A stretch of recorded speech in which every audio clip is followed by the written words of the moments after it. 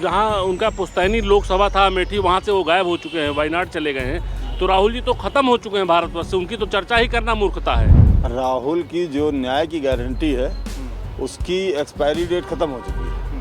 अब वो उनकी गारंटी उनकी कुछ चलने वाली है नहीं, अब चलने वाली है सिर्फ मोदी की गारंटी। आप सोचिए कि इलाहाबाद में किस तरीके से लोग आरओ का आंदोलन चल रहा था, पुलिस भर्ती का आंदोलन चल रहा था, और ऐसा कोई भी ऐसा पेपर इस सरकार में ना हुआ हो कि जो पेपर लीक ना हुआ हो।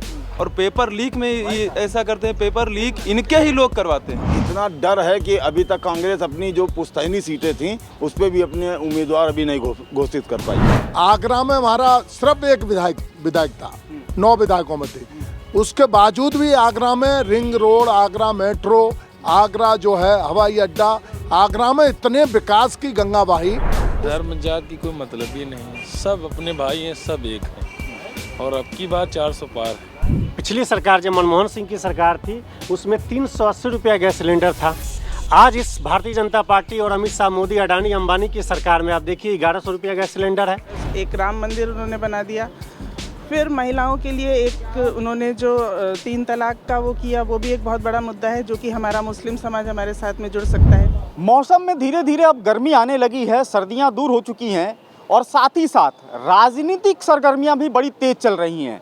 सियासी पारा चढ़ चुका है, हो भी क्यों ना, क्योंकि 2024 का लोकसभा चुनाव जो होने जा रहा है।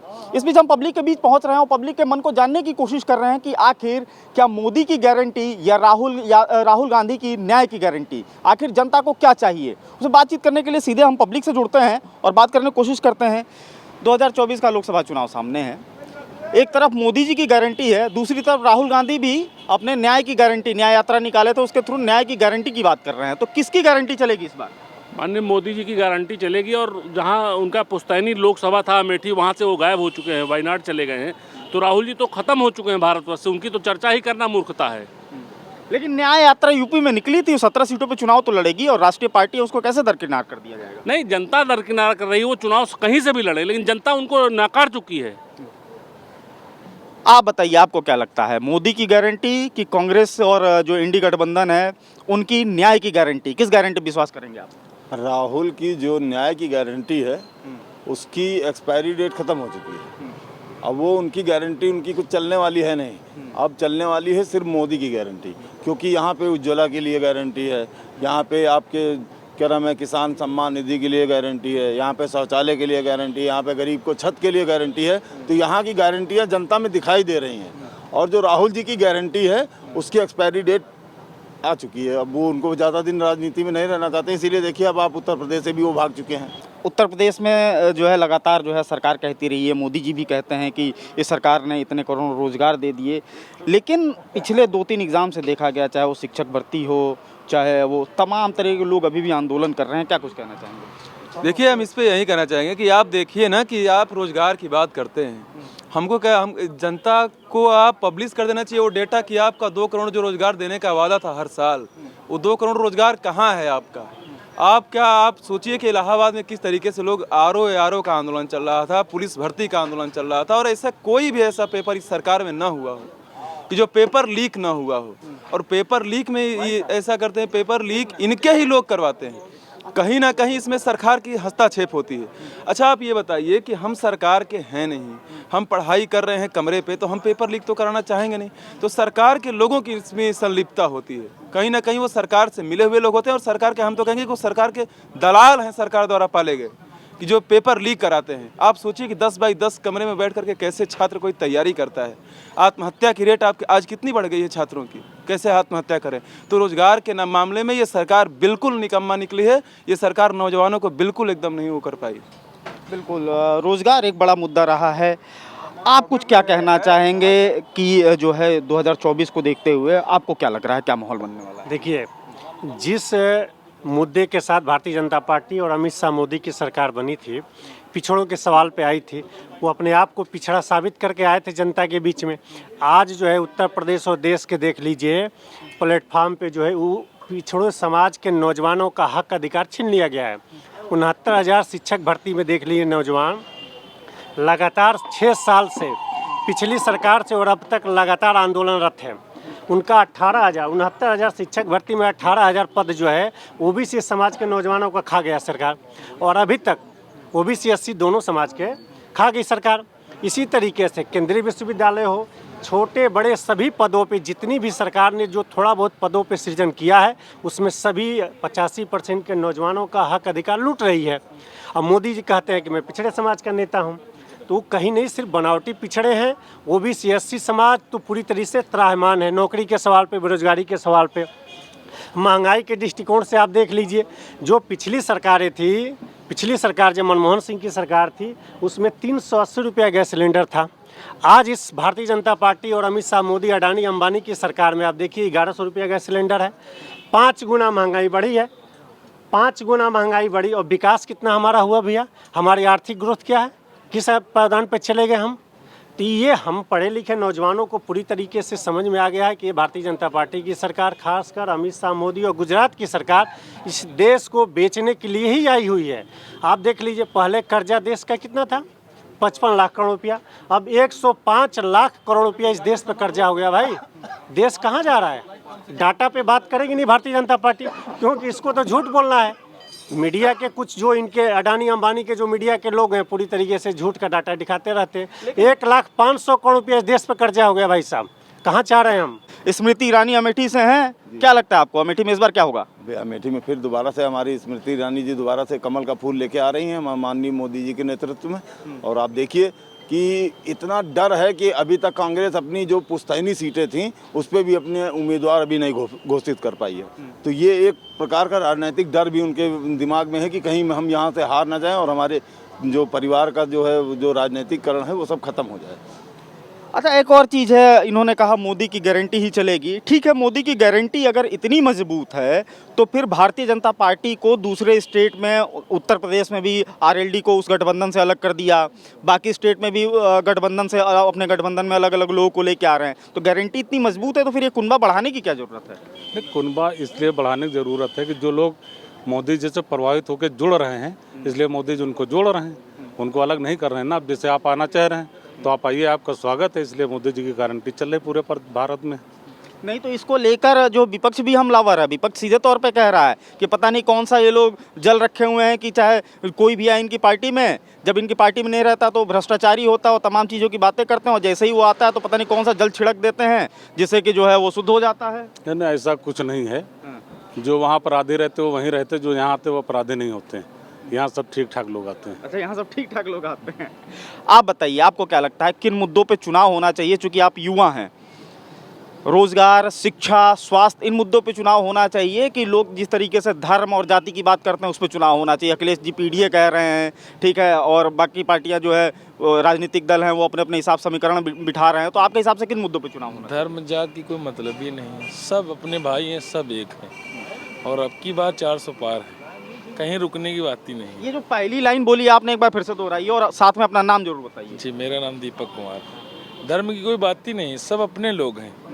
और अब की बार 400 पार है, कहीं रुकना नहीं है। अब की भारी मतों से विजयी होंगे हम लोग। अब की बार 400 पार है तो क्यों फिर जो है विपक्षी पार्टियां, खासतौर से सत्ताधारी दल पे ही आरोप बार बार लगा रही हैं कि भाई ये जाति की राजनीति करते हैं, ये धर्म की राजनीति करते हैं, मंदिर मस्जिद की राजनीति? उन्हें लगता है ना, और हमें तो नहीं लग रहा, और सबको नहीं लग रहा है। सिर्फ उन्हें को क्यों लग रहा है ये बताइए, उन्हें क्यों लग रहा है? आप बताइए, आपको क्या लगता है इस चुनाव को लेकर? बाकी अब की बार 400 पार है, उसमें कोई टिप्पणी करने की जरूरत ही नहीं, मोदी सरकार है। अच्छा, मोदी सरकार। अच्छा, विपक्ष भी तो काफ़ी मजबूत है, समाजवादी पार्टी है, कांग्रेस है, बसपा हालांकि नहीं है, और बसपा को विपक्ष बोल रहा है कि वो बी टीम की तरह बीजेपी के काम कर रही है। ऐसा क्यों? जिसकी जैसी सोच है, हर आदमी कुछ ना कुछ बोल रहा है। अब हारने वाला आदमी कुछ ना कुछ बौखलाया हुआ है तो हर तरीके से कुछ ना कुछ उसको बोलना ही है। अपने आप को समाज में जीवित रखने के लिए कुछ ना कुछ तो बोलेगा ही ना।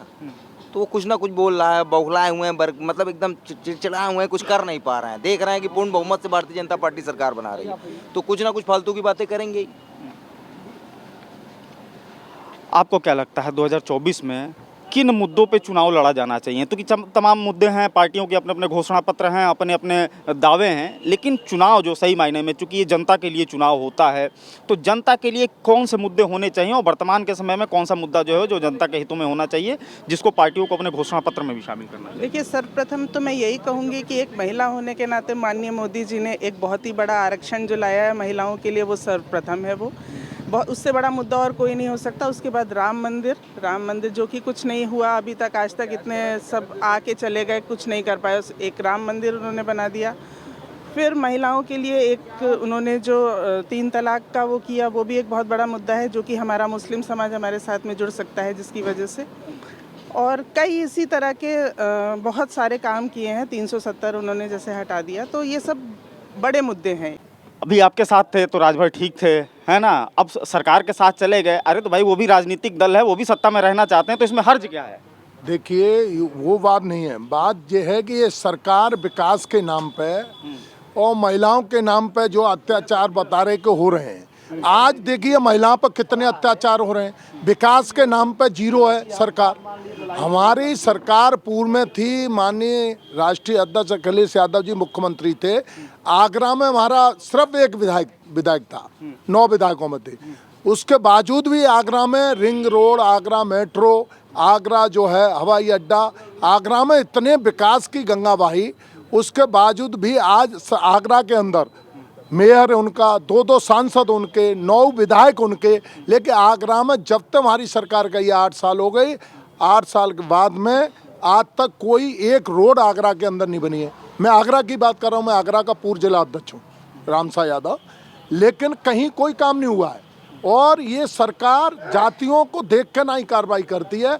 जो हमारे यहाँ है, अगर उससे जरा सी भी गलती हुई ना हुई, उनके खोज के चीज़ों को निकाला जाता है। वही लोग गलत कहते हैं, हमारे यहाँ होता है गुंडा महागुंडा कहते हैं, और वो भारतीय जनता पार्टी में चला जाता है, वो पाक सौंप हो जाता है। गंगा जल छिड़क के ना है उसको पाक सौंप कर देते हैं। कौन सा गंगा जल है इनके पास जो वो हमारे यहाँ गुंडा है और इनके यहाँ बिल्कुल बहुत शरीफ हो गया। ये सरकार की नीतियों को आप देखो ना। आप तो मीडिया बंधु हैं, आप सही बातों को उठाइए, आप सही बातों को करिए और हमारी बातों को उजागर करिए और लोगों के बीच पहुंचाइए। आज किसान परेशान है। आप देखिए कितने बेआवारा पशु जो है, लोग परेशान। मैंने जो है आगरा के अंदर हमारे पीएम साहब पूर्व में आए थे जब चुनाव हो रहे थे, 6 साल पहले।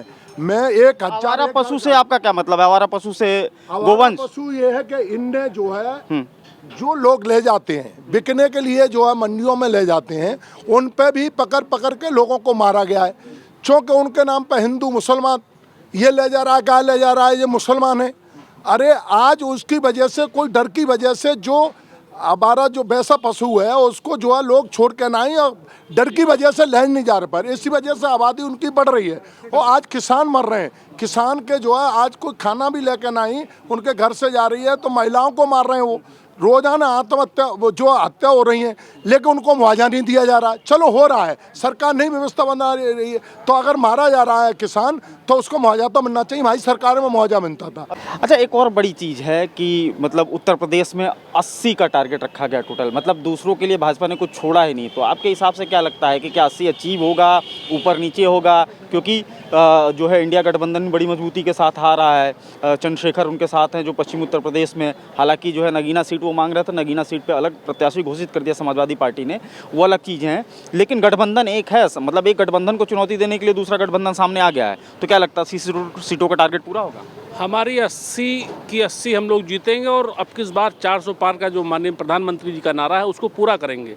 500 साल से हमारा जो राम मंदिर था उसको माननीय मोदी जी के नेतृत्व में, योगी जी के नेतृत्व में हम लोगों ने बनवाया है। राशन हर घर को मिल रहा है।